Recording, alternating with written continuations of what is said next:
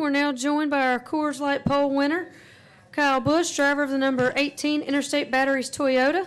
Set a new track qualifying record for 2014. This is the 13th track qualifying record for the season. Second pole of the year for you, Kyle. Second pole here at New Hampshire. Talk a little bit about that record-setting pole run out there today. Yeah, it was really good for us. Interstate Batteries Camry was good off the truck, and this is Dave's home track, so we come up here trying to run well and do a good job for everybody on board, whether it's the team or Interstate Batteries, M&Ms, everyone. So, this has been a good place for us here last year, qualifying on a pole in the same race and then finishing second, and then following it up with another second in a fall race here. So, would love to be able to continue that on and see if we can't make it one spot better here this weekend. Okay, we'll open it up for questions. Please raise your hand. We'll get a wireless mic to you. Dustin? Dustin Long, MRN.com. You referenced the success you had last year, the runner-ups. When you come back to this track, are you looking much at those races, and what's the little difference between first and second?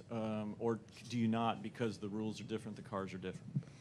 Yeah, you always look and see how you can improve things, and we did that from the first race here last year to the second race here last year, and we were a lot closer to the win here last fall. We chased our teammate down from a long ways back and caught him right at the end, kind of.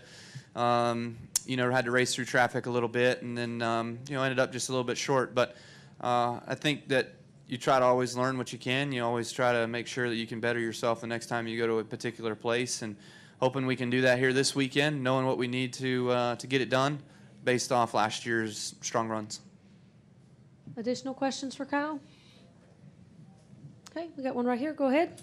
Question might be silly, but what were some of the things you picked up from last year, and sort of how did you adjust to? Can you hold the mic up closer? We can't hear you. My mic. What were some of the things you picked up last year, and sort of how did you adjust sort of into this weekend?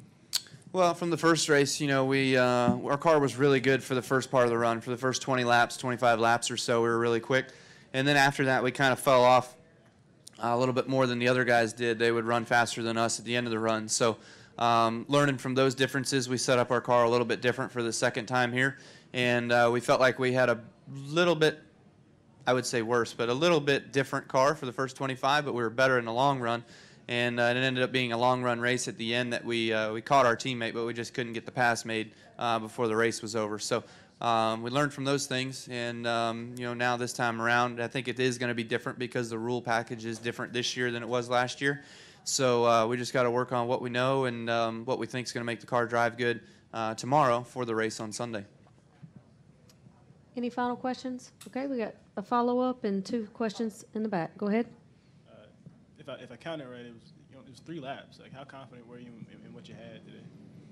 Yeah, we some guys it takes 2 laps to get their car to come in. Ours just would come in right away, right on the first lap. So the first session, I just made 1 lap. It was quick enough for a third quick at the time, and then we just brought to 4th as the session went. And then with the second segment, again we went out and we were banking on running 2 laps anyway, just because we were only going to be able to make 1 run. And so we ran the first one, and it was a 50-something, and then the second lap was a 80-something. So it slowed down about 2.5 tenths, 3 tenths almost between laps. So pretty big fall off there, but our first lap was quite good enough that that was all the difference. Okay, we'll take 2 final questions on the back. Can you just take us through that lap, through your record lap and stuff? Yeah, I mean, it was good. It felt real good, real stable, real comfortable. I got a little bit tight in 1 and 2 and thought I had to slow it down too much, but when I got back to the gas, I got back to it really hard and strong. And then 3 and 4 felt like a traditional 3 and 4 for me. Felt pretty good. Car turned well. I got back to the gas. Maybe not as strong as I wanted to, but strong enough to get back to the start-finish line quick enough. Final question, Dustin. Yeah, Kyle, with the rain we saw last week, as we look ahead to the chase, obviously these races are different than the regular season races. You've got elimination races. 2 of the 3 elimination races are at tracks that don't have lights.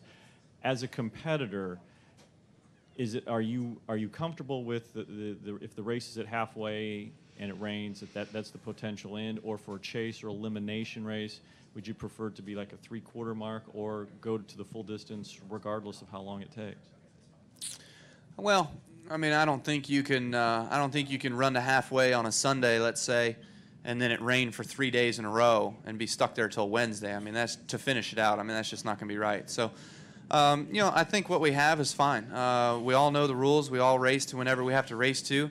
Last weekend, you know, it wasn't a race to halfway and then the race was over. It was a race to halfway plus until the rain came.